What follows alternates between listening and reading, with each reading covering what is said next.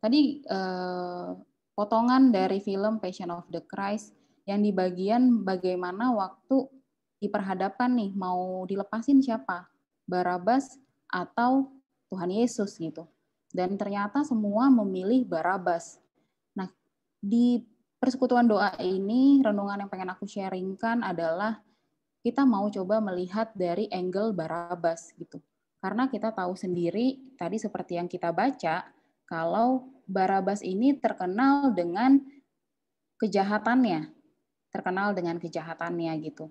Kalau kita baca di Alkitab, kejahatan Barabas itu apa aja sih sebenarnya? Kenapa kok bisa dia ditangkap terus dia terkenal akan kejahatannya?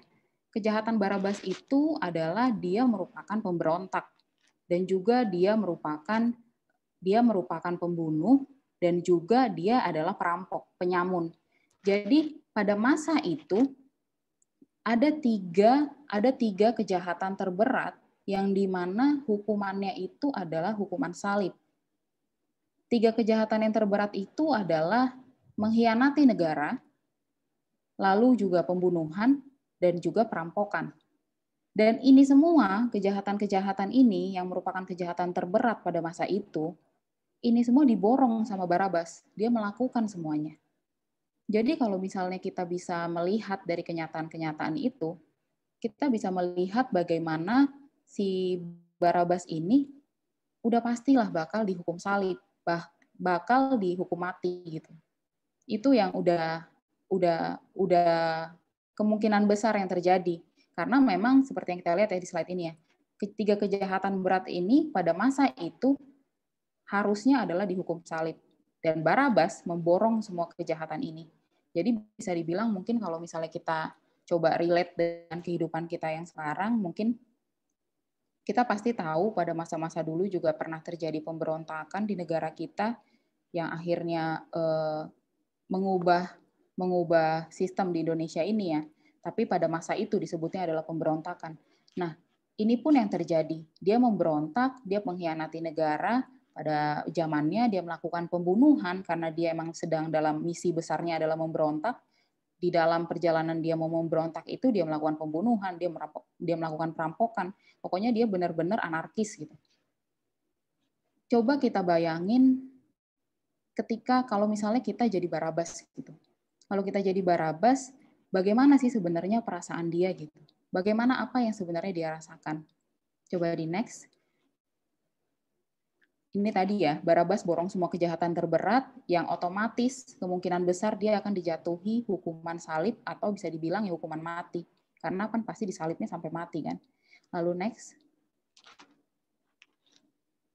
Nah, sebagai gambaran, Barabas ini tahanan yang dia bukan tahanan biasa-biasa aja.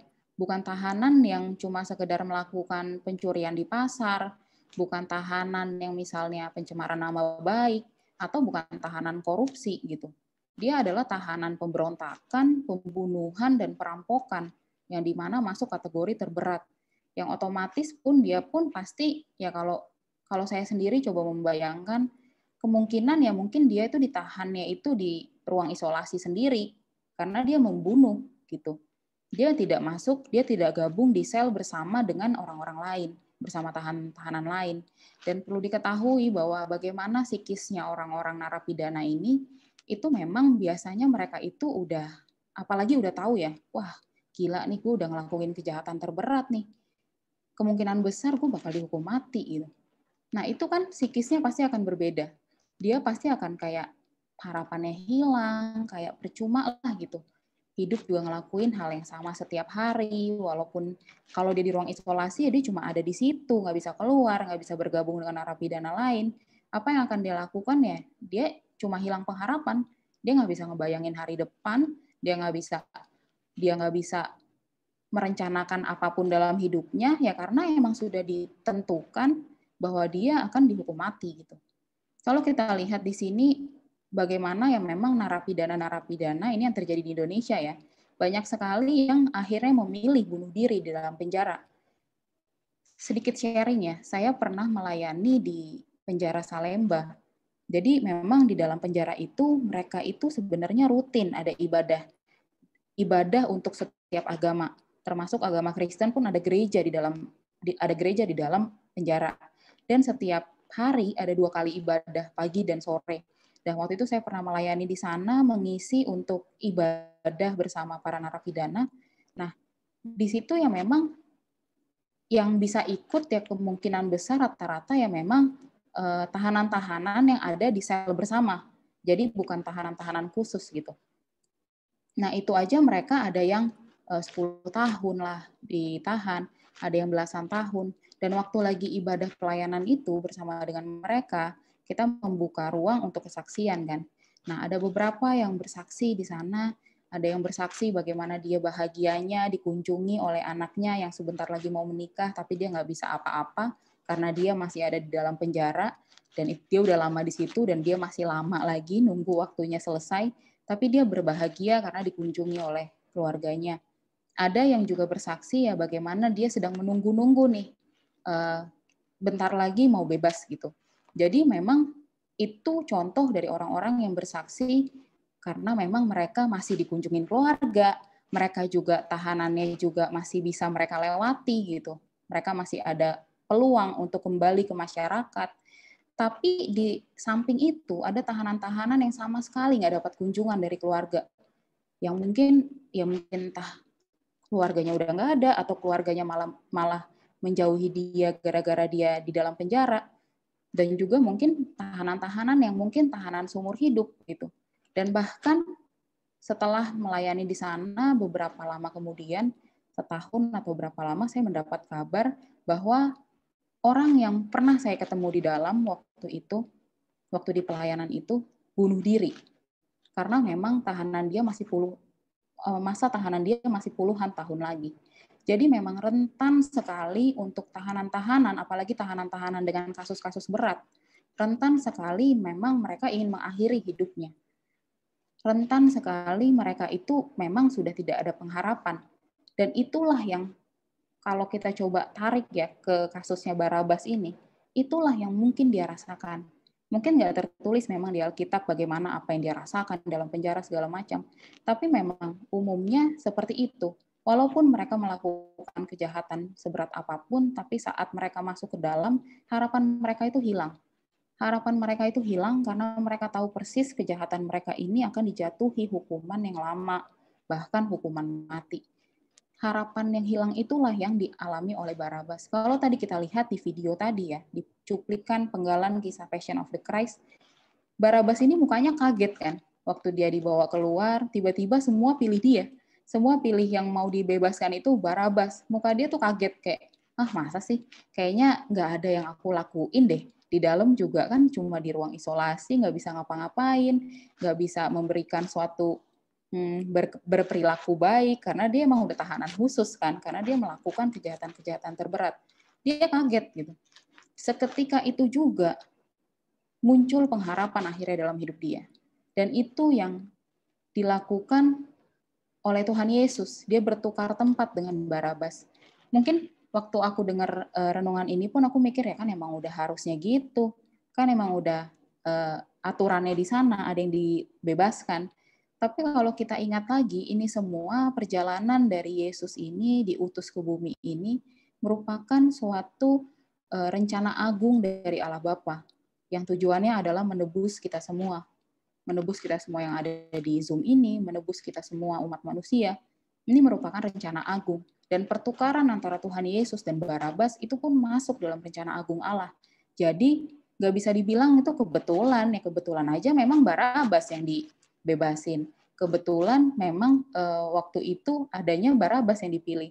Jadi ini semua dalam peristiwa, dalam karya keselamatan Tuhan Yesus diutus ke bumi, ke dunia ini untuk menebus kita umat manusia, itu adalah grand design-nya rencana agung dari Allah Bapa.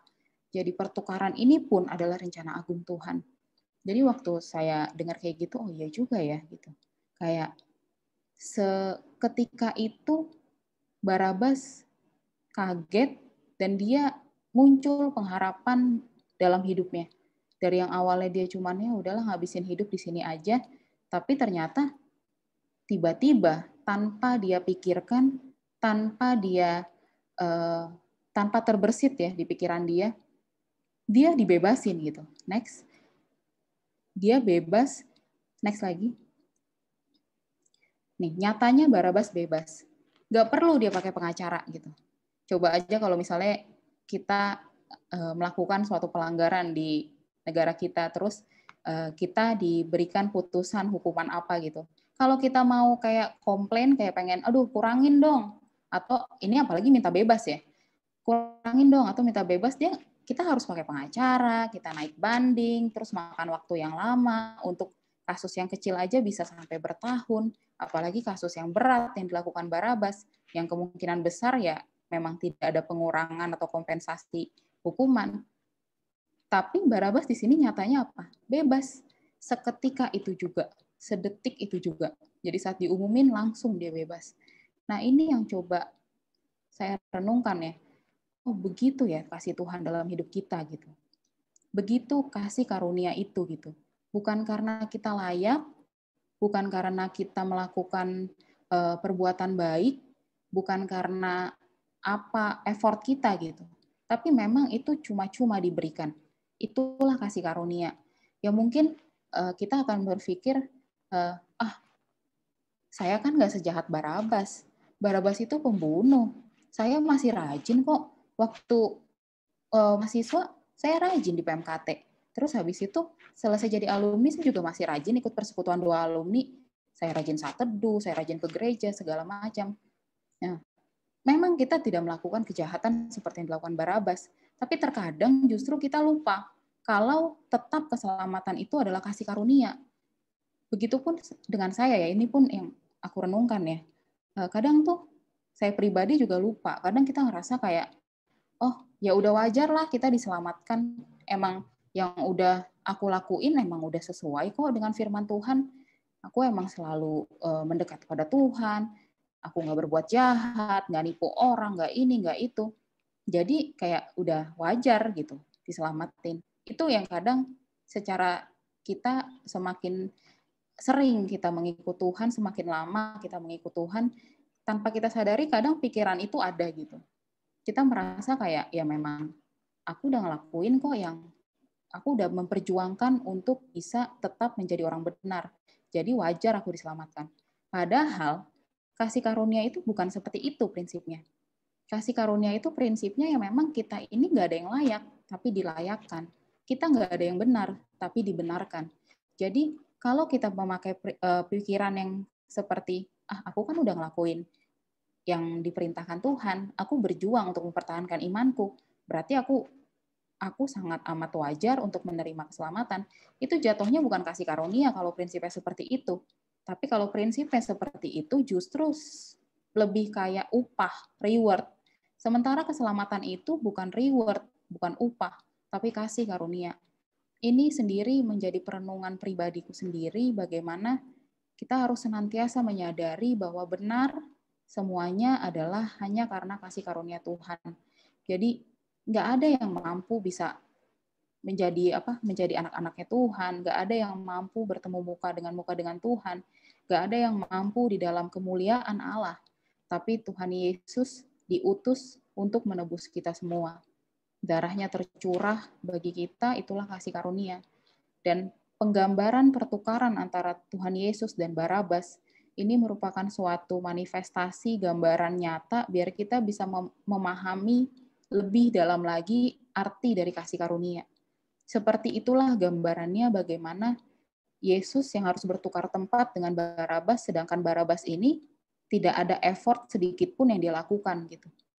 Di tengah segala kesalahan, pelanggarannya, dan dia nggak pernah berpikir apapun, nggak pernah berpikir bebas, di tengah segala hilang pengharapannya karena dia tinggal menunggu waktu dihukum mati, tiba-tiba kasih karunia itu datang padanya. Nah ini di momen Paskah ini kita juga mau sama-sama terus mengingat bagaimana kasih karunia Tuhan yang benar-benar terus-menerus begitu nyata dalam hidup kita. Kita mau mengingat di setiap langkah kita mau mengingat, oh ya benar ya, aku ini nggak layak, tapi Tuhan layakan. Aku ini masih jauh dari kata sempurna, tapi Tuhan benarkan, Tuhan sempurnakan. Bukan karena effortku, bukan karena kebaikan yang kulakukan, tapi semua hanya karena kasih karunia. Adapun yang sedang aku kerjakan saat ini, rajin di dalam Tuhan, rajin ikut persekutuan, rajin melayani Tuhan, adapun itu kita lakukan sebagai wujud syukur kita, karena kasih karunia Allah sudah sebegitunya dalam hidup kita. Seperti itu. Jadi memang setelah itu memang nggak diceritakan ya, di Alkitab tidak diceritakan Barabas setelah mengalami suatu hal yang ajaib kayak gitu, karena dia udah harusnya dihukum mati tiba-tiba bebas begitu aja, nggak ada diceritakan dalam Alkitab. Tapi kalau misalnya di browsing ada banyak lah kata apa, ada banyak lah kesimpulan-kesimpulan, analisa-analisa, tapi tidak tertulis di Alkitab ya. Entah ada yang bilang dia akhirnya bertobat, ada yang bilang begini begitu, ada banyak lah teori-teori yang berdasarkan analisa mereka. Tapi kita pengen fokus ngelihat bagaimana pertukaran Yesus dan Barabas ini. Terlepas nanti bagaimana kisah hidup Barabas itu kita nggak tertulis di Alkitab, kita nggak mau bahas ya, karena belum tentu analisa yang ada di luaran juga itu benar. Tapi bagaimana pertukaran Yesus dan Barabas ini kita dapat melihat begitu besar kasih karunia Tuhan. Dan kita mau belajar terus untuk meresponinya dengan benar, meresponinya dengan baik, sehingga kita pun bisa mengerjakan keselamatan yang sudah Tuhan berikan untuk kita. Seperti itu. Kalau aku boleh sharing dikit, tahun lalu itu sebelum COVID itu sempat melayani ke India. Di sana itu orangnya itu banyak banget gitu. Banyak banget. Orang-orang India itu sangat haus sekali gitu akan Tuhan ya. Kalau mungkin rekan-rekan di sini pernah ada yang nonton film India PK ya kalau nggak salah ya judulnya. Jadi itu tuh ngebahas tentang bagaimana seseorang yang sedang mencari Tuhan gitu. Jadi dia ini kayaknya pengen balik ke tempat asalnya. Terus banyak yang bilang, oh harus yang bisa ngebantu kamu cuma Tuhan gitu. Orang-orang pada ngomong gitu. Akhirnya dia mencari, dia cari Tuhan ke sana kemari, dan ke setiap tempat yang dia datangin untuk mencari Tuhan tuh pasti penuh gitu, ramai segala macam. Nah, waktu nonton itu kan saya pribadi ngelihat kayak segininya ya orang India ini mencari Tuhan gitu. Yang akhirnya menimbulkan begitu banyak Allah-Allah kan di India. Begitu banyak penyembahan-penyembahan berhala di India karena memang sebegitu perlunya mereka untuk memiliki Tuhan yang mempunyai kuasa atas hidup mereka. Mereka mencari ke sana kemari. Dan memang begitu waktu pelayanan di India pun ya memang orang-orang ini haus sekali untuk mengenal pribadi Tuhan ya. Mereka benar-benar mencari Tuhan manapun mereka kejar gitu. Karena mereka memang membutuhkan itu. Nah, akan sangat disayangkan kalau mereka tidak tahu bahwa di dalam Yesus ada kasih karunia ini gitu. Jadi effort mereka yang segala macam untuk mencari Tuhan, untuk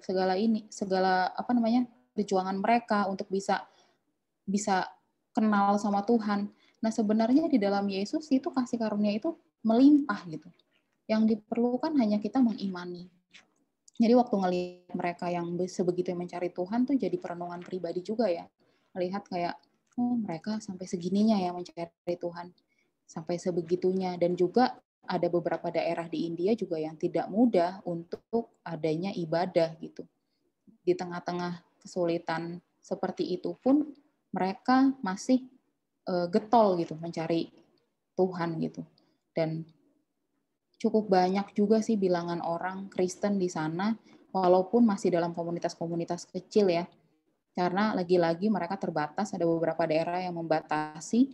Nah, tapi mereka tetap gigih, sampai sekarang pun ada beberapa pelayan-pelayan Tuhan di India yang masih keep contact, dan mereka tetap melayani di sana, baik itu via online, baik itu ada yang sudah mulai bisa offline gara-gara udah nggak lockdown, tapi mereka tetap semangat, mereka melayani sampai ke pedalaman-pedalaman di India, di Sri Lanka.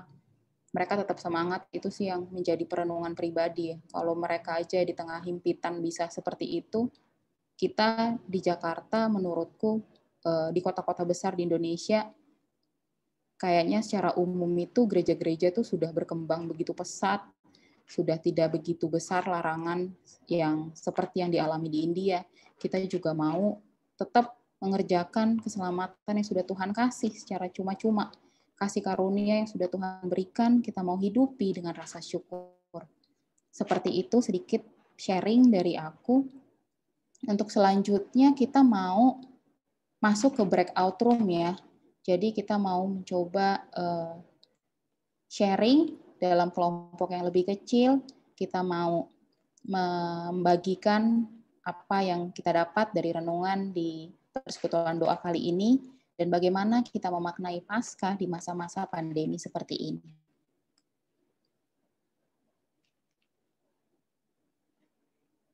Untuk yang mimpin breakout room dipersilahkan.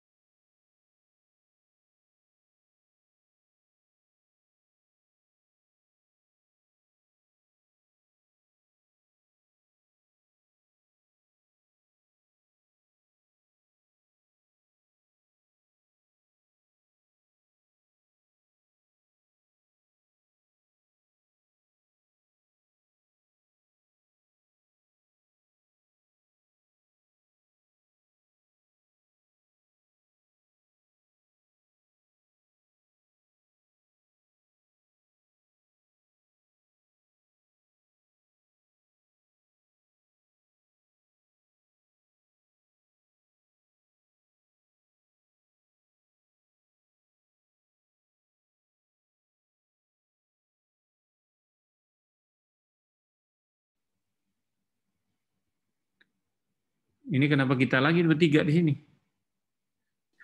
Pindah ruangan aja nih, Bang. Kita berempat. Gimana kita ini? Oh, untung yang lain udah muncul.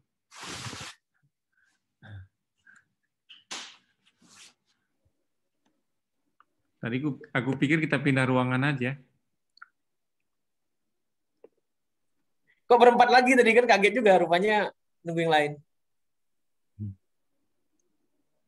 Oke, tadi kita udah breakout room. Mungkin ada yang mau sharing hasil dari sharing-sharing di breakout room-nya.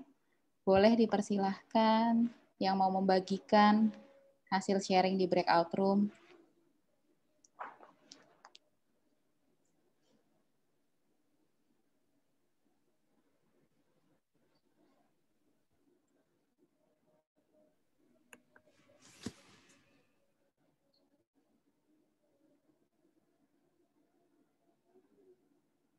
Ada nggak? Kakak-kakak mungkin?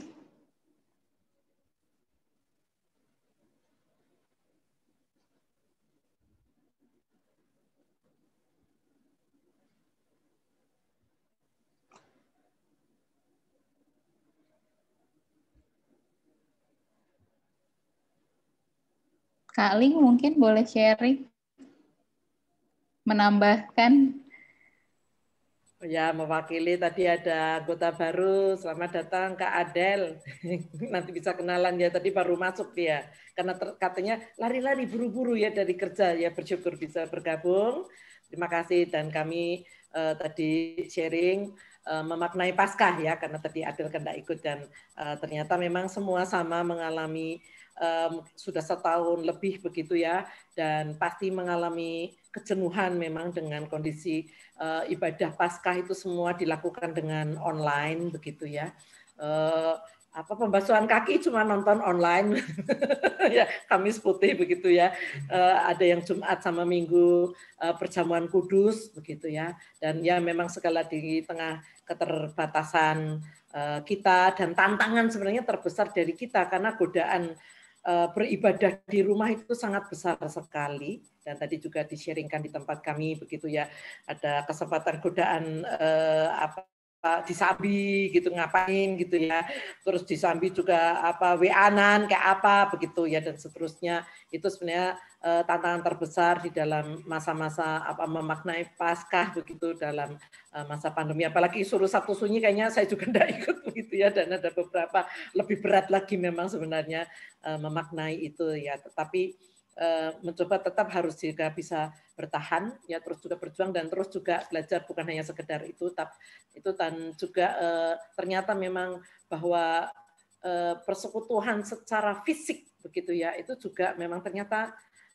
penting sekali ya, ketemu begitu walaupun memang dalam segala keterbatasan itu saja, dan memang kekangenan gitu beberapa rekan begitu pelayanan itu juga, rekan jemaat begitu ya, teman-teman jemaat itu juga sangat merindukan, tapi kalau mungkin di Jakarta masih sangat-sangat tidak bisa begitu ya, ya sudah sebenarnya diterima saja itu ya udah, bisa proses menerimanya itu sehingga tidak membuat mengeluh, dan ya biasanya hanya sekedar mengeluh dan macam-macam lah alasannya ya begitu ya. Sebenarnya tidak ada alasan, karena dengan ruang yang ada ini tetap sebenarnya bisa bersekutu dengan Tuhan dan juga dengan saudara-saudara seiman walaupun tidak berjumpa secara langsung secara fisik.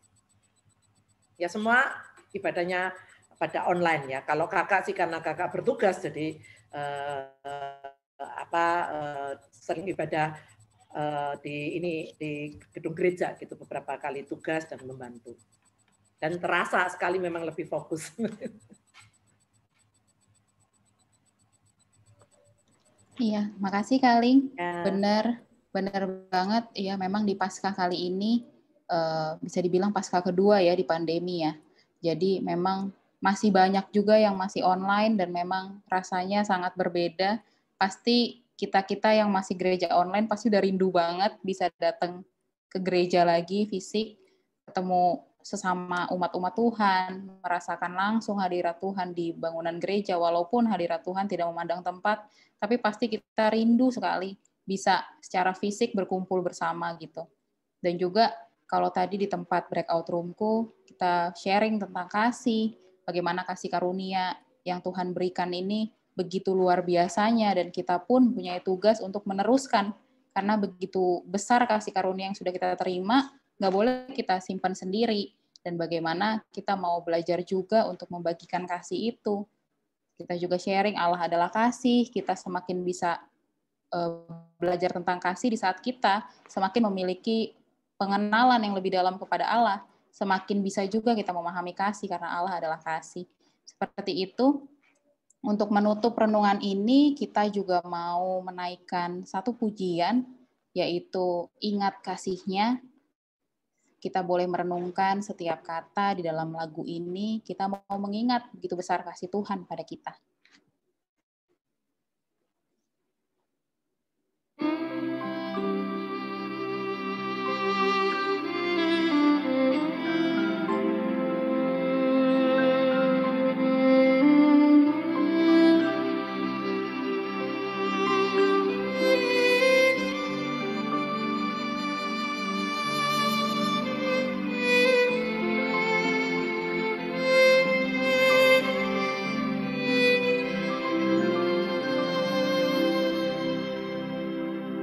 Ingat kasih-Nya,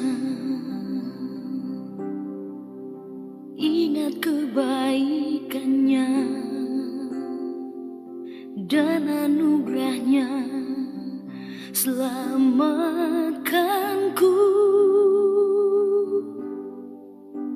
Sebab kasih-Nya setinggi langit, kasih setia Allah pada kita.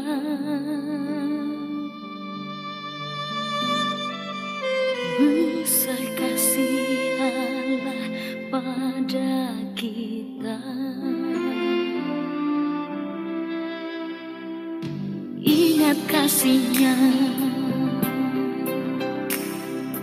ingat kebaikan-Nya dan anugerah-Nya, selamatkanku.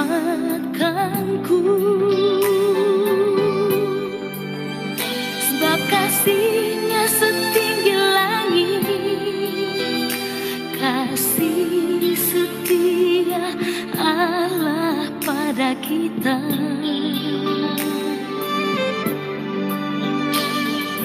Besar kasih Allah pada kita.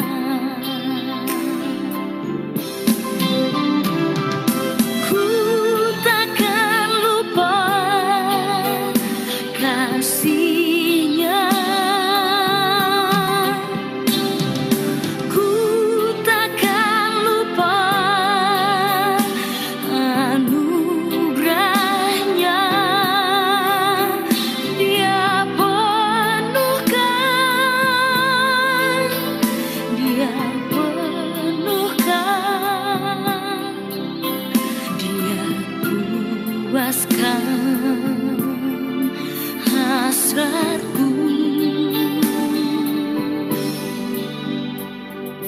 Besar kasih Allah pada kita.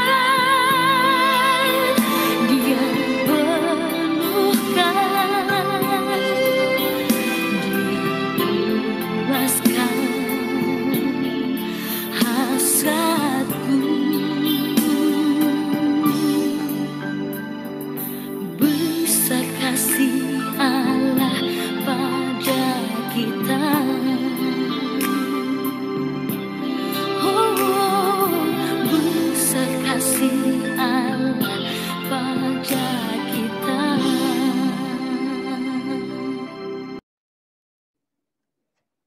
Mari kita bersatu dalam doa untuk menutup renungan ini. Tuhan Yesus, kami bersyukur, benar ya Bapa, bahwa besar kasih-Mu atas kami ya Bapa. Besar kasih Allah pada kita ya Bapa. Kami mau terus mengingat kasih Tuhan. Kami mau terus mengingat anugerah-Nya Tuhan. Kami mau terus mengingat kebaikan-Mu. Karena sebegitu besarnya kasih-Mu atas kami, kasih karunia Allah, dan kami nggak mau cuma berhenti hanya pada kami doang, tapi kami mau teruskan, kami mau bagikan, kami mau terus Bapa, kami mau terus untuk dapat memancarkan kemuliaan Tuhan dalam kehidupan kami sehari-hari, dimanapun Kau tempatkan kami, di lingkungan kerja kami, di keluarga kami, di pelayanan kami. Semuanya biarlah kami boleh memancarkan kasih Tuhan. Mampukan, kuatkan kami, dan terus ingatkan kami bahwa kami telah dilayakkan, kami telah dibenarkan, kasih-Mu begitu besar atas kami. Terima kasih Bapa yang baik, dalam nama Tuhan Yesus kami berdoa ucap syukur, haleluya. Amin.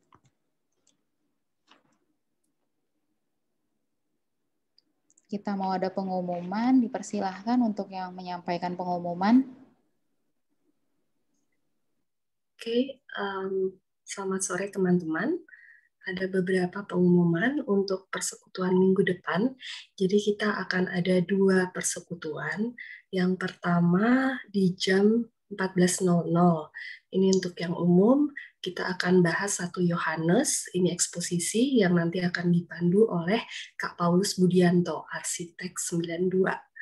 Dan di malam harinya akan ada persekutuan doa khusus alumni muda di jam 19.00.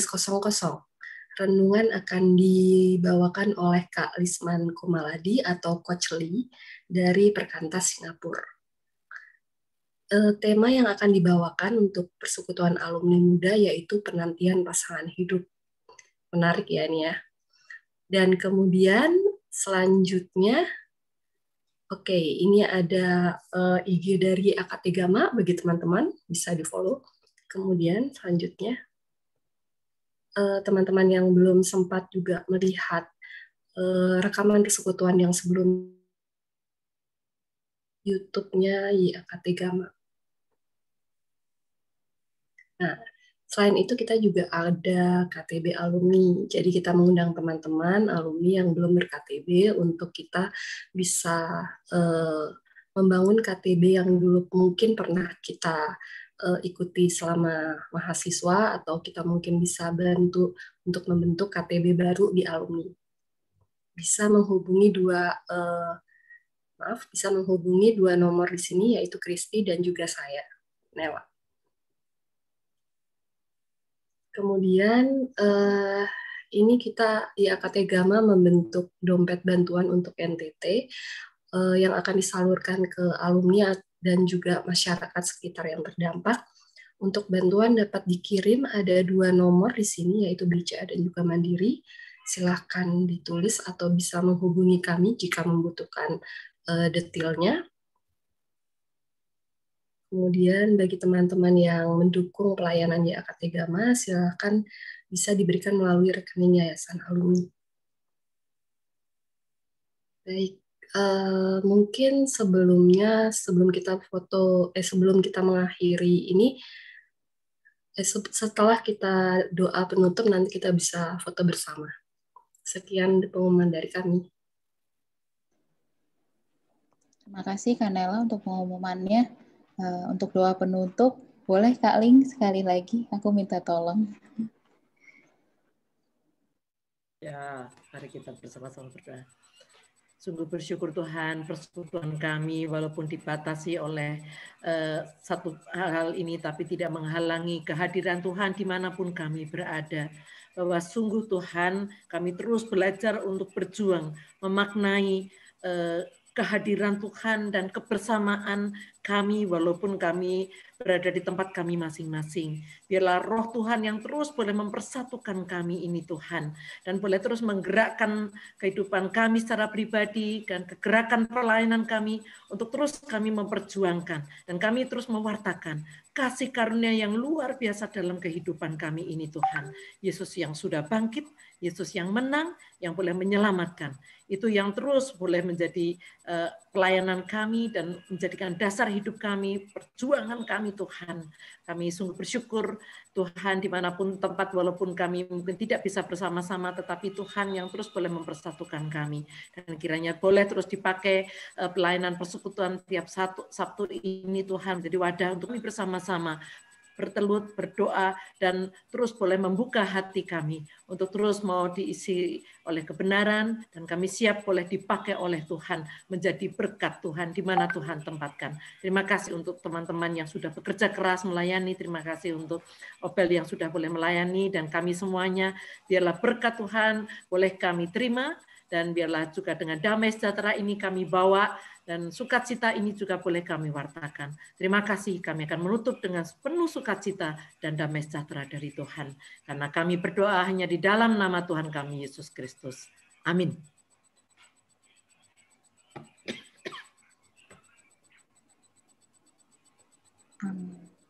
Kita mau foto bersama ya, Kanela ya?